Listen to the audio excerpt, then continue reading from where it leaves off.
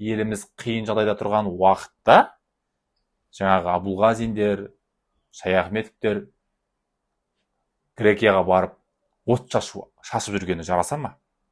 Қазір от шашып мерекелетіп жүретін уақыт па? Қайырлы күн қазақ елі. Мен бүгінгі хабарымда Грекиядағы аралды өртеп жіберді деп бастары дауға қалған қазақстандық туристер туралы айтпақпын. Өздеріңіз ақпарат құралдарынан естіп біліп жатқандай, 21 маусым күні Грекиядағы Гидра аралын өрт шалды. Оған қатысты кінәлі деп қамауға алынған адамдар да бар. Бірақ кейін белгілі болғандай, бұған, яғни өртке негізі қазақстандық туристерді олар айыптады. Солай деп айтты, жазылды. Бірақ Қазақстан Республикасының сыртқы істер министрлігінің өкілі Айбек Смадияров ресми түрде мәлімдеме жасап, қазақстандықтардың ол өртке ешқандай да қатысы жоқ екендіктерін айтты. Бірақ журналистер зерттеу жасай келе, дәл қазақстандықтар мінген яхтадан от шашылып, соның нәтижесінде өрттің басталғандығын айтқан. 300 шаршы метр жерді өрт шалды деп қазір айтып жатыр.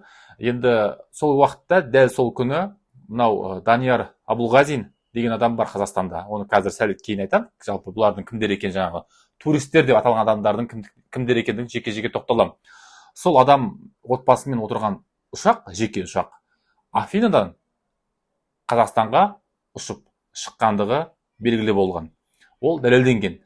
Енді қанша бұл жерде біздің елдің азаматтарын, яғни туристердің басын арашалап алуға тырысқанымен, біздің билік болсын, жалпы кім болсын, бәрі бұл шындық айтылып жатыр, өйткені журналистердің назарынан ештеңе тыс қалмайды.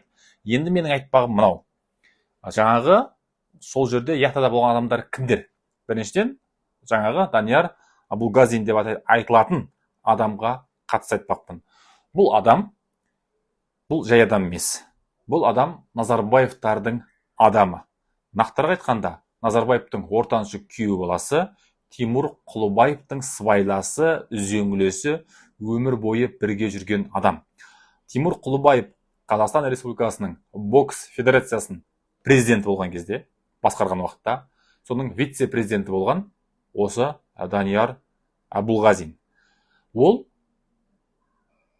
Тимур Құлыбаев қайда жүрсе, сонда қосарласып жанында жүрді. Соның арқасында байыды. Тимур Құлыбаевпен ымы-жымы бір адам. Оның иелігінде қазір елімізге, бәріңізге белгілі, елімізде танымал бренд, ол мынау Қазақ Ойл деп аталатын жанар жағармай құю бекеті. Бұрын Қазмұнайгаз деп аталған. Соңғы 2 жылдан бері олар атауын өзгертті. Бүкіл жерде Қазақстан бойынша, өздеріңіз білесіздер, Қазақ Ойл деп аталады. Осы компанияда да осы Данияр Абулғазиннің үлесі бар. Одан бөлек Синойл деп аталатын, қып-қызыл болып тұратын Қазақстанның барлық өңірінде. Ол жерде де Данияр Абулғазиннің үлесі бар. Одан бөлек бірнеше осы Тимур Құлыбаевқа қатысты компанияларда осы Абулғазиннің үлестері бар. Яғни қайда Тимур Құлыбаев, сонда Данияр Абулғазин.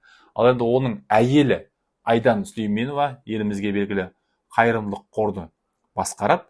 Ол да осы Данияр Абулғазиннің әйелі, ол мынау осы Динара Құлыбаева қатысты компанияларды басқаратындығымен танымал. Жалпы Тимур Құлыбаев, Динара Назарбаева, Данияр Абулғазин, Айдан Сүлейменова барлықтары бір адамдар, бір-бірімен дос-жаран, бір-бірінің ұрлығын білетін, бір-бірінің ымы-жымын білетін осындай адамдар. Ал енді Халық банктің басқарушысы, қазір басқарып отырған адам Үміт Шаяхметова да сол яхтада болған екен. Үміт Шаяхметова, өздеріңіз білесіздер, Халық банкты ұзақ жылдан бері басқарып келе жатыр. Ол елде мынау өзінің тайғанақтығымен, жылпостығымен белгілі Мұхтар Тайжан деген бір саясаткер, өзі біресе саясаткермін дейді, біресе саясаттан кеттім дейді, бір күні қайтып келдім дейді, бір күні бизнесменмін дейді. Оның табанының тайғанақ екендігін бәрі біледі. Сол Мұхтар Тайжанның туған бауыры осы Үміт Шаяхметова. Ал Үміт Шаяхметованың күйеуі Бейімбет Шаяхметов те сол яхтада болған. Ол да балаларымен болған. жаңағы данияр абулғазиндер де балалармен, бұлар енді сол Грекияда демалып жүрген кезде осылай бастары дауға қалып отыр. Бұның қалай аяқталатындығын әзірге білмейміз. Бірақ ол маңызды емес. Маңыздысы осындай Назарбаевтардың дәуірі жүріп тұрған кезде байыған, солардың арқасында қалталарын қампайтып дүние жиған адамдардың әлі күнге дейін мұртын балта шаппай осылай тайраңдап жүргендігі. Әйтпесе дәл қазіргі уақытта, елімізді топан су басқан уақытта, еліміз қиын жағдайда тұрған уақытта жаңағы Абулғазиндер, Шаяхметовтер Грекияға барып от шашып жүргені жараса ма? Қазір от шашып мерекелетіп жүретін уақыт па? Бірақ өкінішке орай бәрімізге белгілі, және бәріңізге белгілі, бұл биліктегі адал жолмен емес, лас жолмен байығандар, олар халықтың мұң-зарына, жай-күйіне, мемлекеттің ертеңіне мүлдем бастарын ауыртпайды. Олар халықты тобыр санайды, өздерін ақсүйек өмірде жолы болған адамдар деп есептейді. Бірақ дүниесін қалай жиғандарын есепке алмайды. Илон Маск сияқты, Цукерберг сияқты, Джек Ма сияқты, Билл Гейтс сияқты ақыл ойын сатып, қабілеттерін көрсете отырып байыса, оларға ешкімнің әңгімесі болмас еді. Бірақ осы елдегі байлықты шенеуніктердің, Назарбаевтардың арқасында отырып, соларға қызмет ете жүріп еленген адамдар да бір жақсылық күтуге болмайды. Сондықтан менің айтарым мынау: біреулер айтып жүргендей, елде ешқандай өзгеріс жоқ. Назарбаевтардың кезінде байығандар қазір де осылай жалғанды жалпағынан басып жүр. Ал Тоқаев билігі не істеп отыр? Ешқандай әрекеттерін көріп отырған жоқпыз. Енді Тоқаевтан үміт күткен адамдар болған кезінде. Мен білем, көршілерім болды, араласатын адамдарым болды, туған туыстардың арасында да енді басқадан келді ғой, бір өзгеріс болар, күтейік дейтін адамдар кездесетін. Бірақ қазір қарап отырсам, бүкіл пікір өзгерген. Ешқандай өзгерістің болмайтындығына адамдардың көзі жеткен, үміт оты өшкен. Оған себеп Тоқаев билігінің дәрменсіздігі, әрекетке бармай отырғандығы. Қазір қарап отырмыз, қандай өзгеріс бар? Назарбаевтар жүр. Назарбаевтардың жанында жүргендер, қызметтен шеттетілгендер бар. Нығматуллин сияқты, Жақсыбеков сияқты, Мамин сияқтылар. Бірақ олар дүниесінен айырылған жоқ.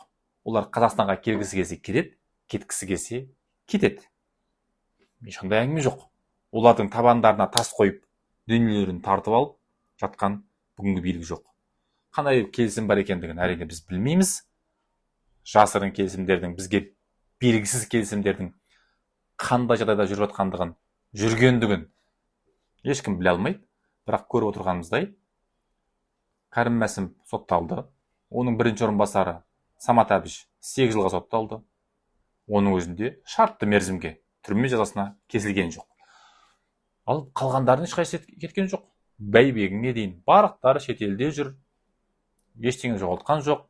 Ал оның орнына кезінде тасада тұрған екінші, үшінші орында жүргендер билікке келді. Мысалы үшін Нұрлан Нығматуллин Қарағанды облысын билікте істеп отырды. Ол кезде Ерлан Қошанов екінші орында жүрді. Нұрлан Нығматуллиннің басынан бақтайып қызметтен шеттетілгеннен кейін Ерлан Қошанов алға шықты. Ерлан Қарин дегендер қазіргі елде идеологияға жауап беретін адам болып шыға келді. Тағы басқалар солай. Ешқандай да бұл жерде өзгерісті көріп отырған жоқпыз. Тек бұрынғы екінші, үшінші орында жүргендер қазір бірінші орынға шықты. Басқа бір іліп аларлық өзгеріс жоқ тіпті.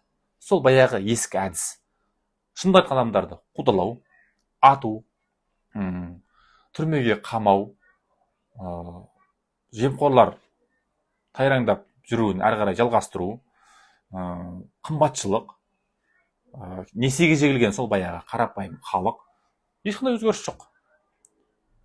Ал Тоқаев билігі бір елді ойласа, немесе шынымен де елде өзгеріс жасаймын дейтін болса, онда біз оны сезден танайық.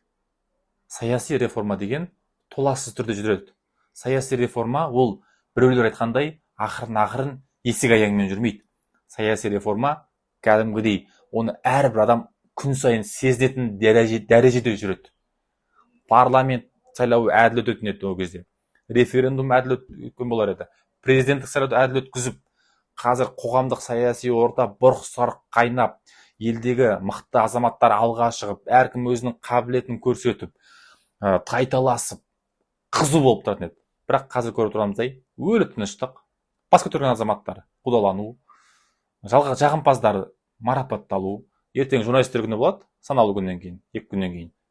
Тағы да сол журналистерді арқасынан қағып, төсбелгі тағып, қалталарына стипендия, гранттарын салып, яғни ақшаларын береді, әрі қарай жалғаса береді. Ал Думан сияқтылар түрмеде тұрады, Әйгерім сияқтылар. Міне. Жарық жұлдызымыз, мақтанышымыз Марат Жыланбаев түрмеде отыр, түрмеде тұрғанымен бөлек, түрменің ішінде жүгіру құқығынан айырылған. Ол жүрегіне зиян. Сондықтан ардақты ағайын, ешқандай да өзгеріс жоқ. Мәселе бұл жоқ деп ауызды қу шөппен сүртуде емес. Шынымен де мынау саналы түрде қарағанда көзге көрініп тұрған осы. Егер біреу, осы биліктегі біреу, биліктің сойылын соғып жүрген блогер ма, журналист па, саясаттанушы ма, маған шығып сенің сөзіңді жоққа шығарам десе, мен пікірталасқа әрқашан дайынмын. Тікелей эфирде кіммен болса да шығып, өз пікірімді жеткізуге мен уақыт табам, мүмкіндік табам. Сондықтан менің мақсатым елдегі жағдайда өзім қалай қараймын, қандай ой түйдім, соны сіздерге жеткізу. Біз Түркменстан немесе Солтүстік Корея сияқты жағдайға жетпес үшін айтуымыз керек, жазуымыз керек, шындықты шырылдатып, ақиқатты айқайлап тұрып айтып отыруымыз керек. Бас кеспек болса да, тіл кеспек жоқ деген сөзді атам қазақ айтып кеткен. Демек, ешкім үнсіз қалмау керек. Әркім өз дәрежесінде, өзінің мүмкіндігіне сәйкес үн қатып, елдегі қоғамдағы жағдайға қатысты пікір білдіріп, өзінің үнін қосып отырған жөн. Үнсіз қалмайық ағайын. Пікір жазыңыздар, таратыңыздар. Қазақстанның ауыл-ауыл, аудан-аудандарында тұрсаңыздар да, осы эфирді тарату арқылы шындықтың көпке жетуіне сіздер үлес қоса аласыздар. Назарларыңызда болған абзал достар, келесіде жүздескенше.